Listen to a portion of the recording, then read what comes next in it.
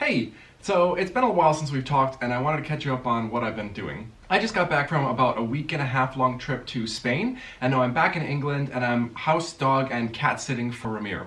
I recorded a ton of footage when I was in Spain, and now I'm trying to figure out what I'm gonna do with it. I'm probably gonna do like day specific or like destination specific videos or something.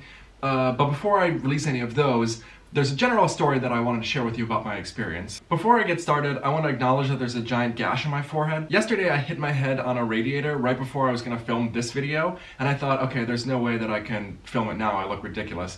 And then I realized, like, no, this is perfect for this video because it's all about dumb situations that I get myself into.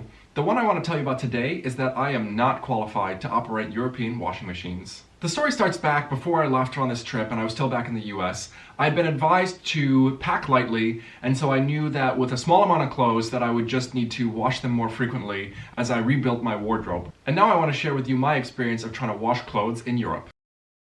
The first place that I stayed in actually had a washer and a dryer. When I went to go wash clothes, I couldn't actually find any detergent, and the washer was right next to the kitchen sink, and under the sink there was a ton of bottles there and I couldn't find anything. Like, I was Google translating, like nothing looked like it was laundry detergent. And so I decided, okay, I'm just gonna do like a soapless kind of rinse deal because I didn't want to have a situation where I put like bleach-based dishwasher sterilizer into the laundry machine. The only problem that I saw with this laundry setup was that like the area where you put the detergent in was like moldy, and so I was like, oh man, I only got 2 shirts. Like, if these things turn out moldy, like the whole reason I'm doing wash is that I don't want my clothes to smell. So I pushed past that. It ended up being totally fine, and then I was skeptical about the dryer, so I just did like a short timed dry and then air dried the rest. In hindsight, this was like a nearly flawless experience. The second place that I stayed in also didn't have any detergent, so I just bought some, that's fine. So when I sat down in front of the washing machine with this detergent and the clothes that I wanted to wash, this is what I saw. First, where's the on button? It's just a hole. If you looked in the hole, there was like, you could see the little like toggle thing that like was the on button. So you can like stick something in there to actually like toggle the button, so like a butter knife or something.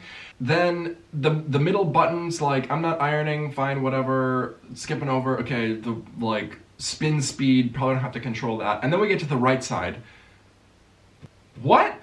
So going into this, I was preparing myself for the non-US pictograph like washing instructions thing. So I was gonna see like a little wash bin with a 30 in it for like 30 degrees Celsius water for like machine wash cold or warm or whatever. That's what I was expecting.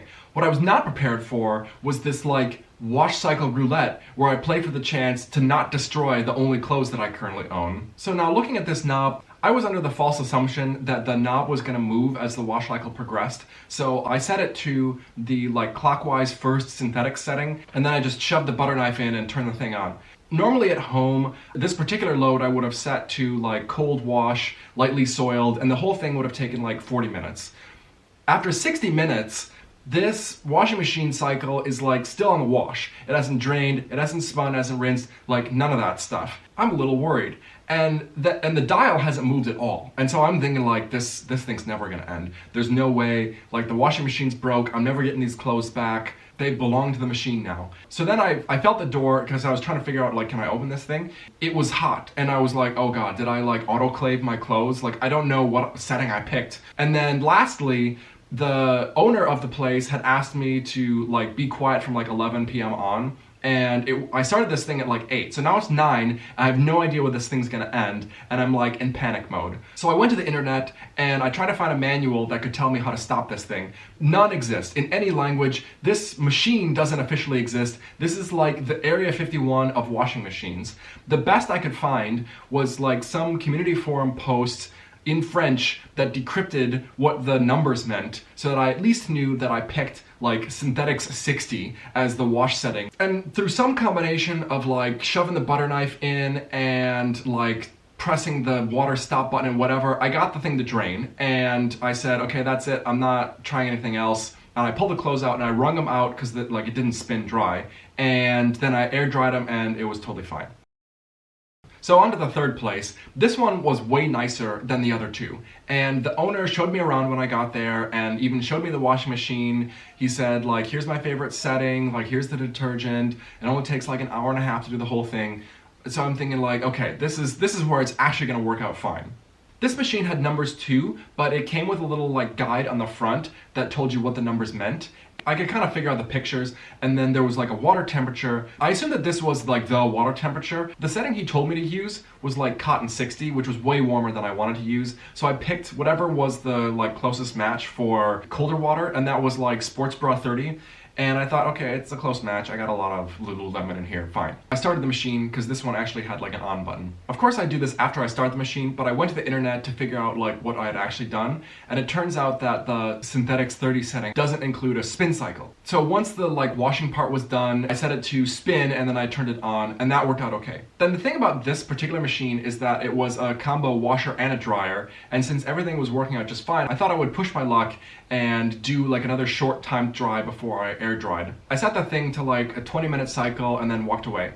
After like 10 minutes, I hear beeping. So I walk back into the bathroom where the machine is, and the machine's in panic mode. Like every light is flashing every color, it's like beeping, like it's not happy. Fine, I'll just give up on the tumble drying and just air dry these things. So I went to open the door to pull the clothes out. Huge mistake. What I hadn't noticed was that the drum was full of water. And so when I open the door, it floods out onto the bathroom floor. And I'm thinking like, oh shit. So I closed the door. Thankfully, it like sealed just fine and kept some of the water in.